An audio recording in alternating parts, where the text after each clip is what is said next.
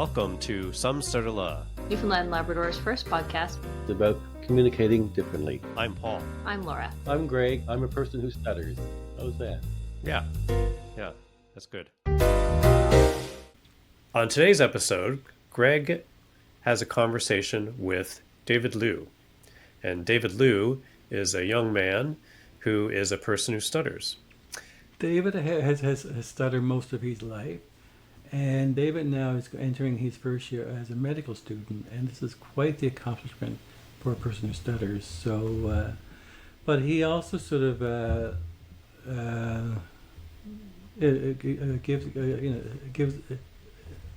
gives recognition that what has helped him is becoming involved within the stuttering community, and being involved with the Canadian Stuttering Association. That has helped him to sort of be at peace with his stuttering, knowing that he's not alone. He's somebody now that feels that he has accepted his stuttering, and he's managing it. One thing about David is David doesn't avoid any threatening situation that he perceives as threatening, that will cause him to stutter or exacerbate his stuttering. But he feels that the more that we sort of put ourselves out there, the more that we sort of create opportunities or just participate in conversations, it brings more confidence, is less threatening, and most important, it's sort of by us getting out there, we're more involved and involved in life and activities. So, not to avoid. Right. That has helped him a great deal. Exposure. So how does that relate to your own personal experience with stuttering, Greg, in terms of not avoiding the danger, like you said? I hid my stuttering for years and years, and which has unfortunately led me to a dark rabbit hole of stuttering and mental health. But when all is said and done, is that we're all in our, as people stutter, and those with other communication challenges, much like yourself, Paul, with being hearing impaired. It's a choice we have to make. We want to participate in life, or do we want to stay on the periphery of life? Right. Let's go ahead and listen to a little bit of Greg's interview with David Luh. A story that I like to go back to is as in high school, in grade 10. So I recall on the first day of school, it was the first day of classes. So the teacher didn't know any of the names of the students. So we did the common activity where you go around the room and each person stands up, they say their name, and a fun fact or something like that. And I remember in that moment, I was feeling very anxious as we were going around the room and slowly approaching me. I think especially because I was in the same class with a bunch of my friends. And at that point, they didn't really know that I had stutter yet. I was very good at hiding it. So I was particularly concerned that, they would see that I block when I say my name. And I was very concerned about how they would react to that. And when the circle around the class eventually got to me, I stood up, tried to say my name, and blocked for 5 seconds or so before finally being able to softly say my name, gasping for breath. I remember feeling very embarrassed as I sat down, kind of wanting to hide. I was thinking about how the students in the class around me would react. It was just silence for 3 seconds or so. I don't think anyone knew how to react. And so that was a tough day in terms of saying my name and um, what that kind of experience is. It has definitely gotten better since then. Actually, I just started med school at Queen's less than a month ago, though it feels like it's been much longer than that. But I've introduced myself like 50 times or so in the last few weeks. And now I can almost do that without any anxiety at all. Um, I think it's because in part people have here reacted very well to my stutter. On the times I have blocked out my name, the most common reaction from my peers is to just not react at all. They act like it's a normal thing, or they'll just listen patiently. There have been a few times when someone kind of awkwardly chuckled. But like in those cases, I just explained to them, oh, by the way, I have a stutter. That's what just happened, and we can laugh a bit about it, and then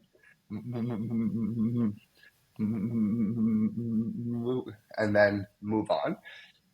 And so I think I feel more comfortable in part because I've received those positive reactions, and that's reinforced to me that stuttering is not a wrong way of talking. And I think the second part of it is just over the last few years, I've worked to reframe my stutter as it not being a wrong way of talking. So I'm more okay with just stuttering openly in public now. So I think through a combination of those things, it's it's um, it's certainly been a quite the journey since grade 10, but I I personally feel I've made a good bit of progress towards being able to freely stutter, and that's helped with the anxiety that I feel around that too. Uh, David, did you were you aware of your stutter before grade 10? Just give us a Mm. little history about that, or and stuttering running your family. Yes, yeah, it does. So my dad has a stutter. I have a twin. We're identical twins, but actually he had a stutter up to around fifth or sixth grade. But his went away and mine didn't, which is kind of annoying. Same genes, come on. Yeah. But I have a younger brother as well, and he has a stutter too. So for me, I first noticed my stuttering, I think around like that third or fourth grade point, and the specific experience that I remember is just when playing in a basketball league. We were in tryouts and just the coach was asking me for my name.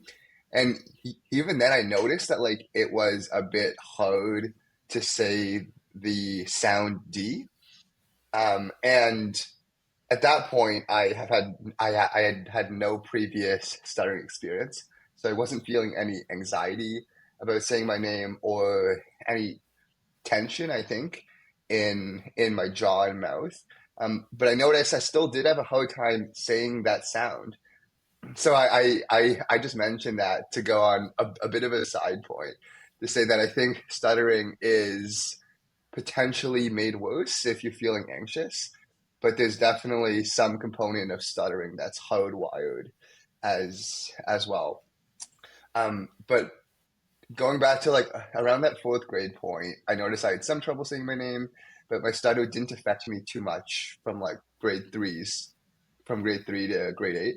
I mainly had a hard time saying my name.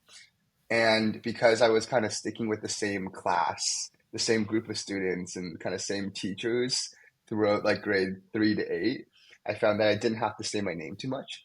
So my stutter didn't really affect me too much up until around grade eight. And then once I went to high school, that's when I began to meet a lot of new people. And I began to have some poor reactions to stuttering on my name. So I think that time around the beginning of high school is when kind of the emotional aspect of stuttering for me began to build a little. Hmm. David, would you like to share, provide a few more details about the emotional side of stuttering? Um, well, for sure agree that stuttering is much more than just the physical act of stuttering. I think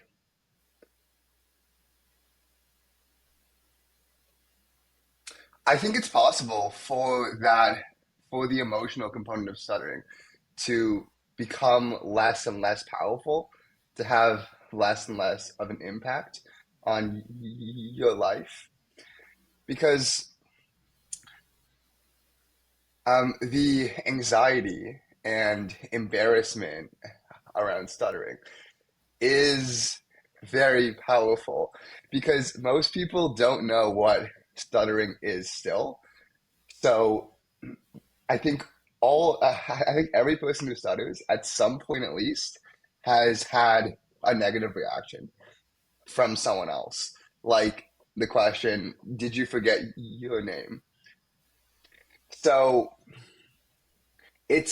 I think it's very understandable that us as people who stutter feel some degree of anxiety before a speaking situation and some embarrassment when that happens, just because we are social creatures. So we're concerned about how people will perceive us, how that will affect our reputation, especially when we're being evaluated. Um, so the anxiety, the embarrassment, Greg, all those things that you mentioned, they're definitely there, and they make a lot of sense to me as well. Um, and I touched a bit about this in my bio, but I think when you accept your stutter, and it helps when the people around you accept your stutter as well. So if you find friends who you just feel comfortable stuttering around, you have friends who are aware of your stuttering and don't think that's a problem, that helps you just not feel any anxiety or embarrassment around them because you're comfortable with them. Um, and I also think that you can implement certain skills and strategies to manage the perceptions of other people as well. And I think self-disclosure is something that's talked about a lot in the stuttering community. And I know different people have different opinions on this, but self-disclosure has worked very well for me. And I just wanted to talk a bit more about my experience presenting at conferences, Greg, if that's okay. Oh, definitely, definitely. This is your time, David. Yeah, so um, as a student researcher, I graduated with a Bachelor of Sciences from Western, and was always interested in research, so I got involved in a lab for around 2 to 3 years. And a big part of science is presenting your work at conferences. And I remember going into research being very intimidated by that. I have a stutter and I am going to go up in front of 200, 300 professors, doctors, PhD students, and talk about my research. And they're going to be evaluating me. And that was very scary for me. And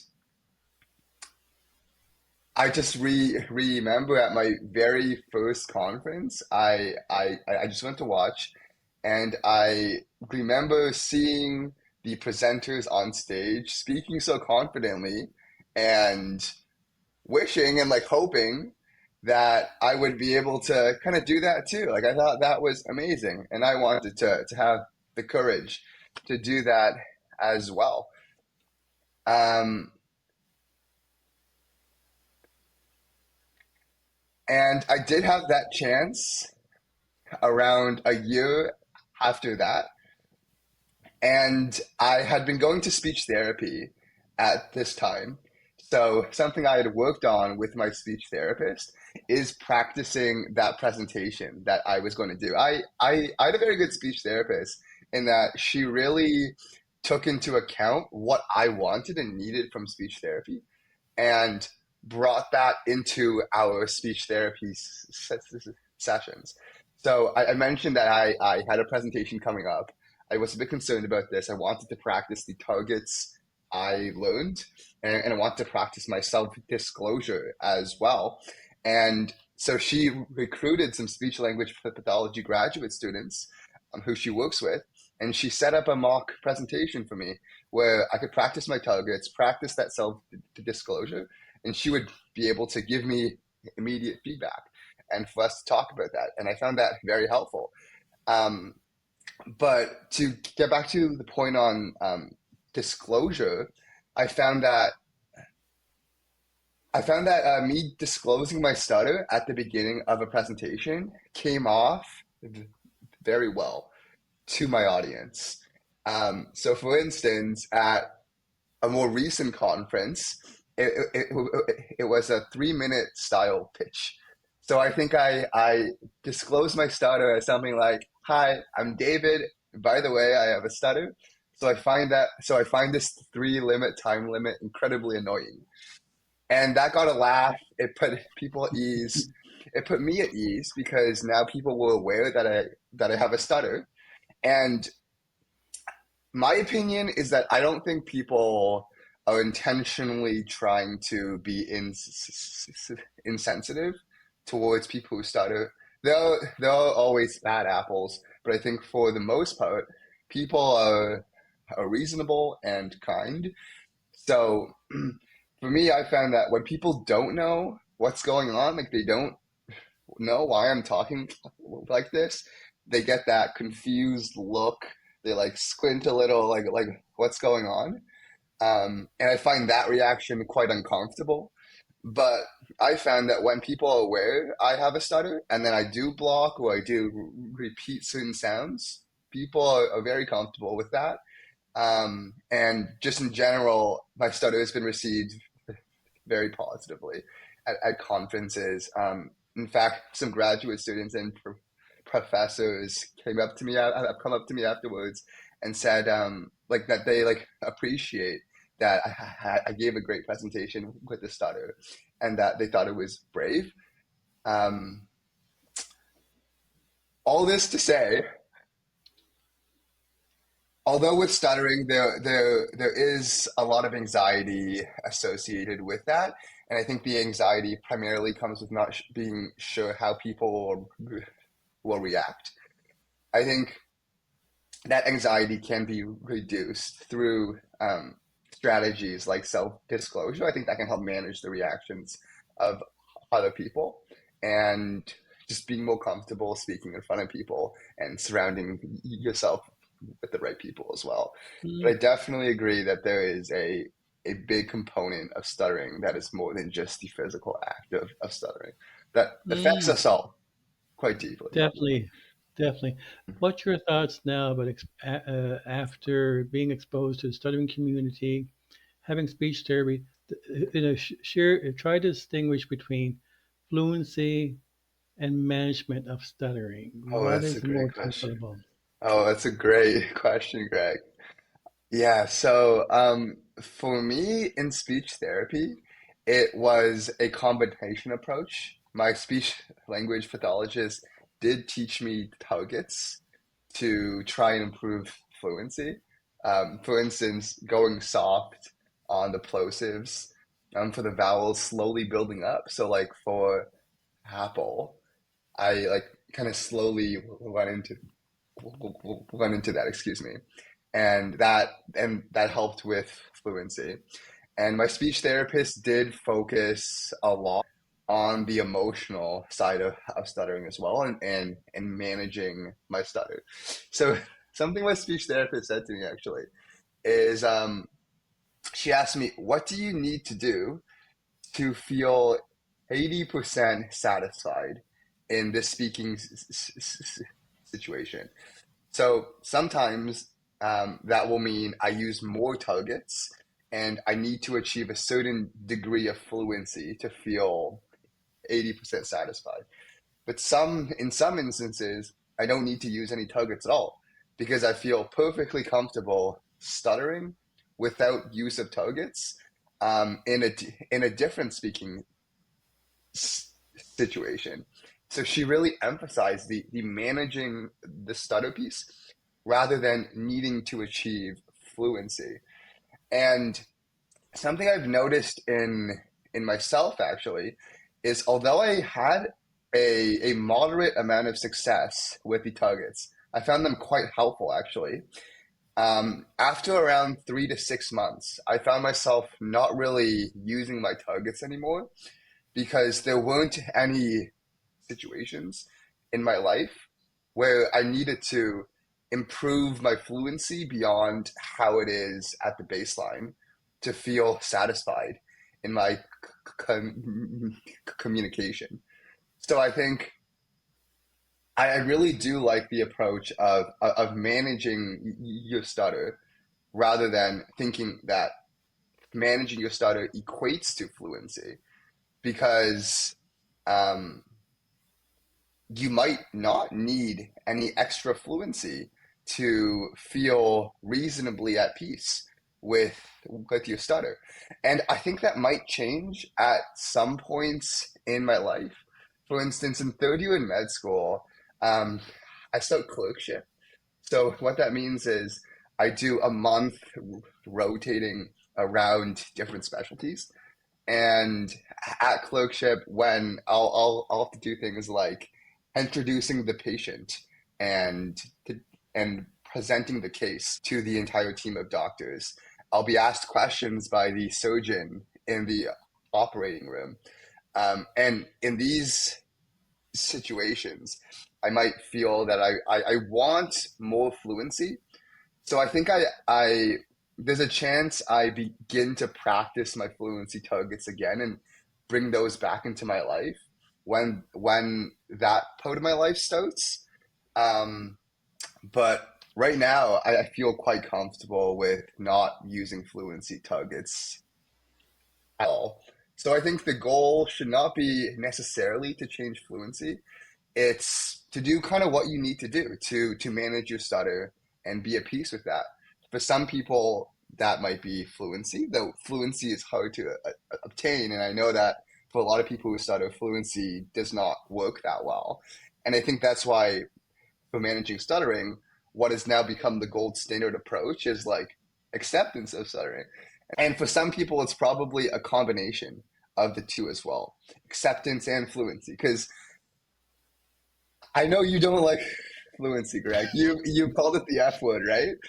Yeah. But if if you can achieve more fluency with speech therapy, more fluency is probably going to make your life easier in some ways. But if fluency does not work for you, um, you kind of always have acceptance to fall back on. And I think that's why it's the gold standard advice now. But I think there's a place for both in speech therapy. Hmm. You're right. It is the F word. It's chasing the false god of fluency. David, I'm wondering now, could you elaborate as well taking, uh, when we're managing our stuttering or taking speech therapy? Mm, It's another way of stuttering easier. mm. Now, have you thought about this perspective? Stuttering easier. Stuttering easier. I have actually, Greg. So I've noticed just from interacting with a lot of people who stutter over the years that different people have a different amount of ease when they stutter. So you'll be aware that there are some secondary characteristics associated with stuttering. So some people might close their eyes, they might look away, they might tighten their jaw, they might shake their head or tap their leg during a moment of blocking. And for some people, they look like they're completely at ease as they stutter. They're not trying to force out the word.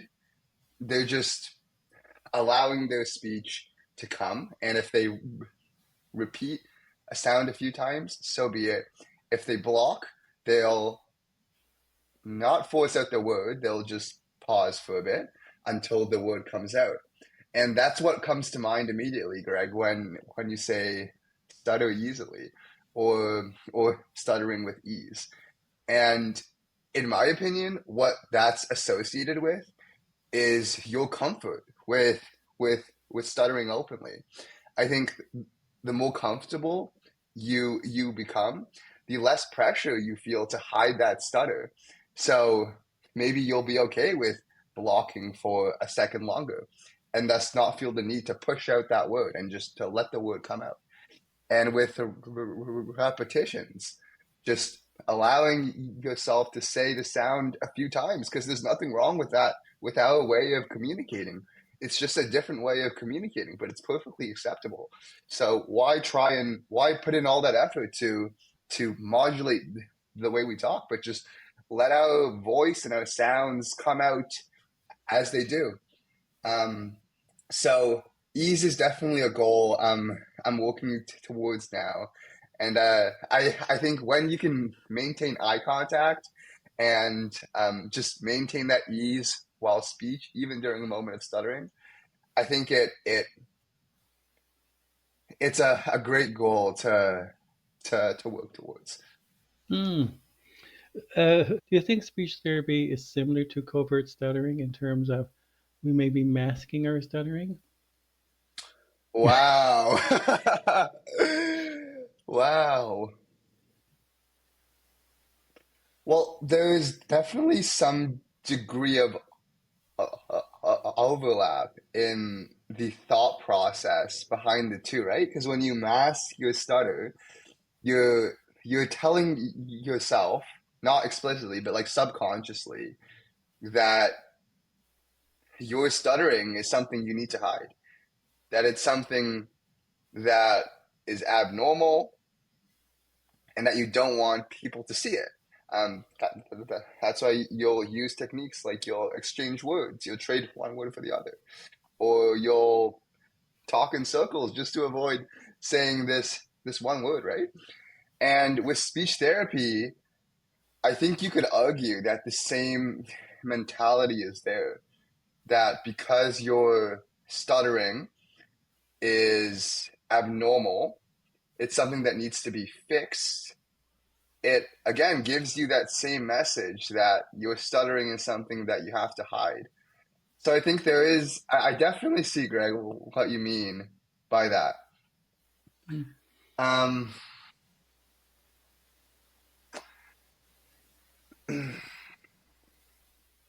I think the problem with that though is that although it is a great thought that stuttering is not a wrong way of talking and that we just speak differently, the issue with that is that's not really accepted widely now. Like it's accepted among the stuttering community, but a lot of people still don't know what stuttering is.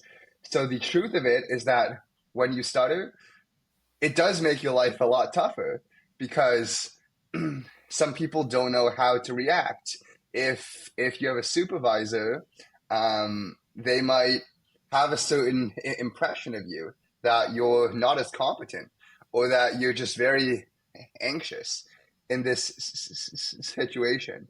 So I bring that up because I do also like to champion that stuttering is just a different way of talking, that it's not a wrong way of talking.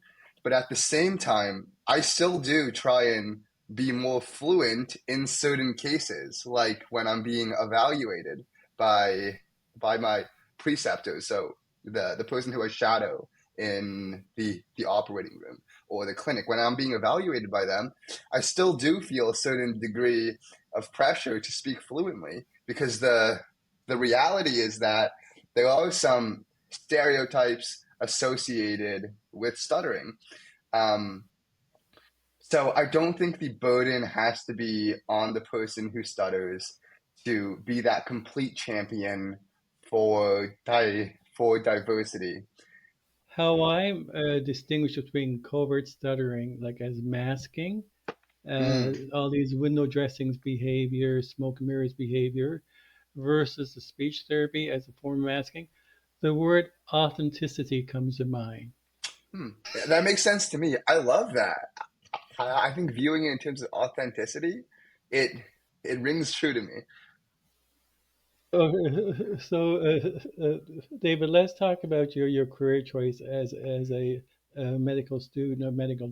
Is as a doctor? Have you decided on a specialty?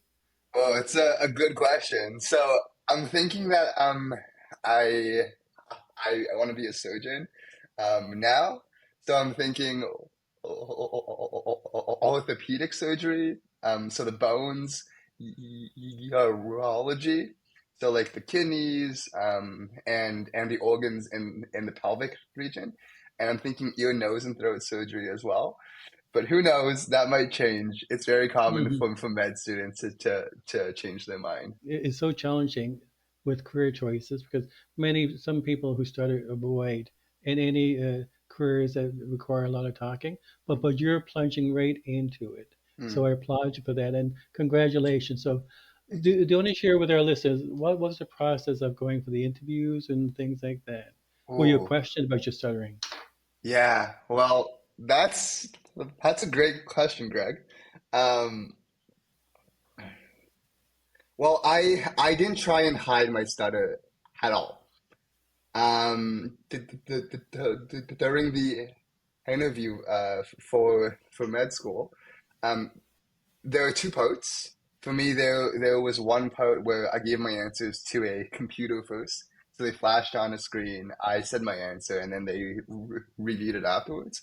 And then you get invited to the second part, which is a conversation with some faculty at Queen's. And for the first part, I just did a quick intro, a quick self-disclosure at the beginning of all of my responses, like saying, "Hi, my name is David. By the way, I have a stutter," and then I would go into my answer after that. So I always had my stutter up front. I think because of my experience at conference presentations, I found that self-disclosure is generally received pretty well. And I think most importantly, though, um, it puts me at ease too. Like sure, like it's a side benefit that other people are a bit more comfortable as well. But the biggest thing is that I'm more comfortable. I don't feel that pressure anymore to hide my stutter. I feel at ease to just speak as I do. Um, so I did that during the first part. And then during the second part, which is the panel, I also brought up my stutter at the beginning of the interview. But this time I had a chance to really expand on that. So they asked me a question about what's the biggest challenge that you faced in your life? And I basically told my story about stuttering, the challenges and the obstacles I faced, where I'm at in my journey, and the progress I've made. And I think that showed them, first of all, a really human side of me, but second, the perseverance that I have to overcome those challenges. And my personal opinion is that I think me sharing about my stutter during that interview, them seeing that side of me and the things I've overcome made a huge difference. I think that's a big reason why I'm here at Queens right now. So I found that just embracing my stutter, that side of me, um, it worked out very well. Mm.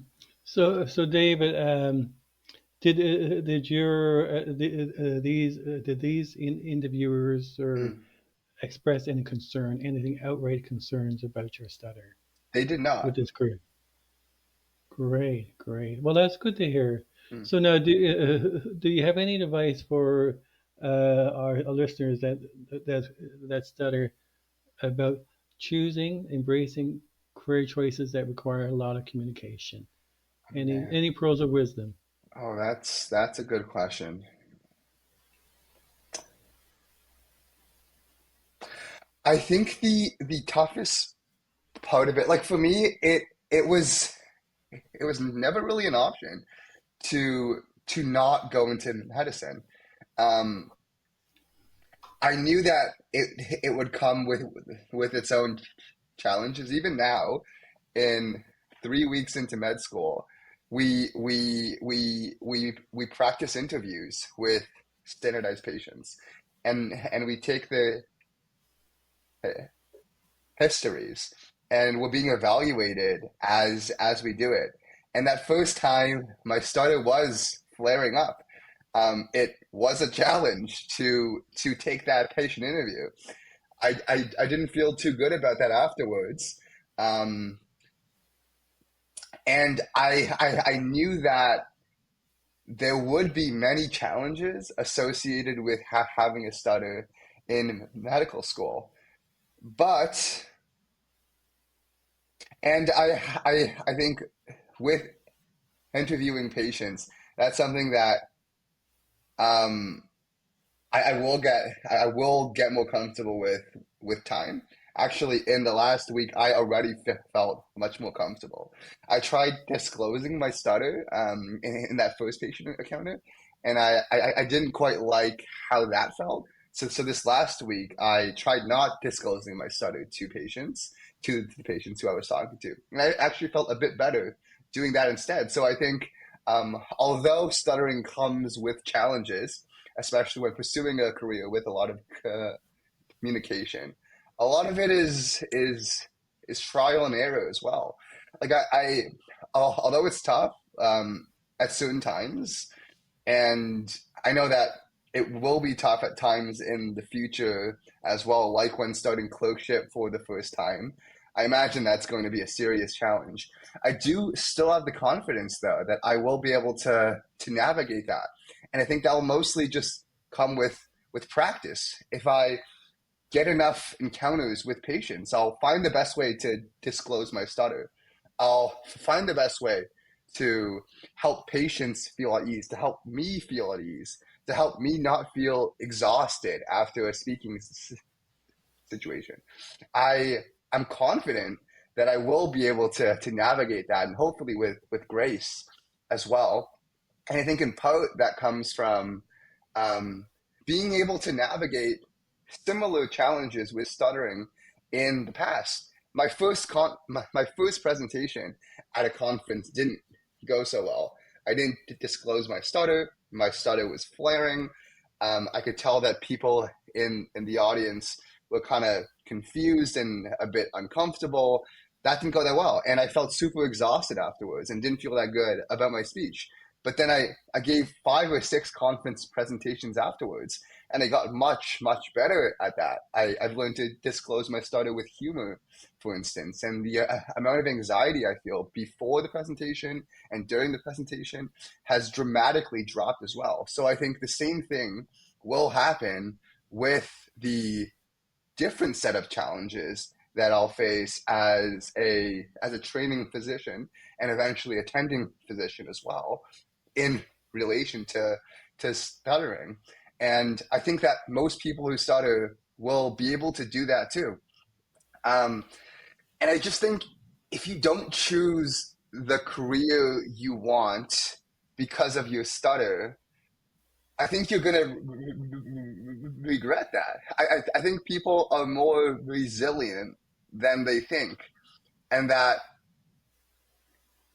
even if you go to a career with a lot of communications and challenges, I trust and believe that they will be able to navigate those challenges. And I think the worst feeling is not doing something because of a stutter. I like it feels bad already.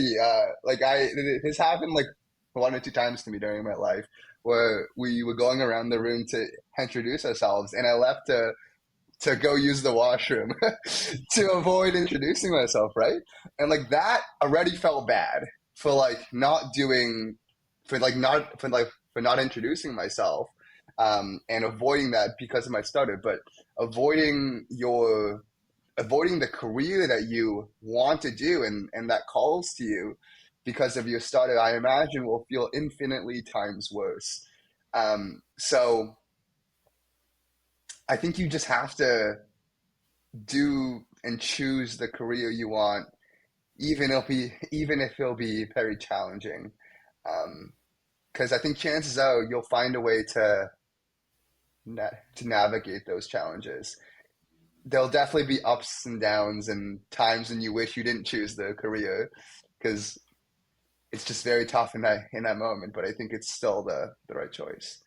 Don't you think, David, that sometimes it's okay for a person who started to take time out? It's almost like being gentle with our minds and ourselves. What are your thoughts? I think that's fair. Like I think it's definitely a case by case basis. Like I think like you have this instinctual gut feeling, right, as to like whether or not it's okay to take time off. But when your gut is telling you you need to do something, you can't be avoiding this. I think you do have to listen to your gut there, even if it's hard. So it's a bit hard to talk to give general rule of thumbs as to maybe when you should face the speaking situation head on versus when you shouldn't. It's more so, I think, a case by case basis, and I think your gut can be a great guide as to when you have to face the challenge and when it's okay to take a step back. Do you consider yourself a confident person who stutters or a confident stutterer? Do I consider myself a confident person who stutters? Or is there such a thing? I think there is for sure such a thing. I think Jose Peranian immediately comes to mind. He strikes me as a very confident person who stutters. There is definitely such a thing. I think right now, in this very moment, from the past few weeks, I don't feel like that confident as a person who stutters. 2 months ago, I felt more confident. I think to me, a confident person who stutters is someone who is unabashedly and unashamedly themselves. So they will stutter all they want and they will put that out there. They don't care. It's hard to not care but what people think, but they just speak. And if people don't like that, they don't like that. The reason why I say right now I don't feel as much as a confident person who stutters is that in class it is intimidating for me to put my hand up. Um, we have in one class, it's our family medicine class. Our professor uses a piece of technology called the randomizer. So all the names of all the students are in the class, and at the beginning of each class for 30 minutes, there's like a series of 20 questions, and it's as the name suggests, the software just draws a random name from the class, and you respond to that question. And for me, I felt pretty anxious about that. I haven't put my hand up in class much because right now I do feel a little bit intimidated to stutter in front of my entire class. So I imagine that will decrease over time as I become more comfortable with my classmates. I've already had smaller group conversations with my classmates where my stutters come up. Actually, we're doing a project in population health where we're looking at the mental health outcomes and just the health of people who stutter and different rates of diseases like depression, anxiety, suicide, etc. And we're also hoping to look at the healthcare experiences of people who stutter, since something that was observed by some studies is that people who stutter will kind of delay going to their healthcare provider because of frequently previous poor experiences in the healthcare system, either booking in an appointment, like the nurse asks for your name, you can't immediately say it, and they hang up the phone, or just having that experience of speaking to a very rushed receptionist. People who sort of have had these experiences, and that's led them to delay seeking healthcare for conditions that it would have been beneficial to seek treatment earlier. So we're looking at that aspect of stuttering as well. And my peers have been very supportive of that. I mentioned that looking at people who stutter and their experiences is a topic I'm very interested in looking into. So when group projects came up, they've been very supportive and enthusiastic about looking at stuttering as well. So I think as I can continue to talk about stuttering with my peers, as I have more chances to speak in class, I think that comfort will grow. So just right now in this very moment, just when moving to Kingston, I don't feel too confident right now, but that's okay. I do think it'll improve. I think I observed the same thing when just starting out at my research lab as well. In like the first lab meeting, I felt very intimidated speaking up when giving feedback on my peers' presentations. We did that as a whole lab, and I didn't give any feedback at all for like a year in the lab because I didn't feel comfortable stuttering while giving feedback. But by the end, I had no problem doing that. I had no problem openly stuttering in front of my lab colleagues. So I think the same trend will probably happen here. So I hope I can continue to build up towards being a more confident person who stutters, given that I just started a new chapter. Now, do you have any last words then before we close? Any last words? Well, I think I just want to echo what I just said before, that stuttering will be challenging. It's a challenge for us all in many ways, in our own unique ways as well. Stuttering affects our lives and makes our life a little bit harder, right? But I think embracing that reality head on and navigating all of the adventures and tough times and great times that come with that is a part of what makes life exciting. If you like what you're hearing, don't forget to like this video, subscribe to the channel, and share this podcast with the people around you who might also be interested. Some Stutter Luh is brought to you today with help from Memorial University, the Newfoundland Labrador Stuttering Association, and a whole team of volunteers behind the scenes, without whom today's episode would not have been possible.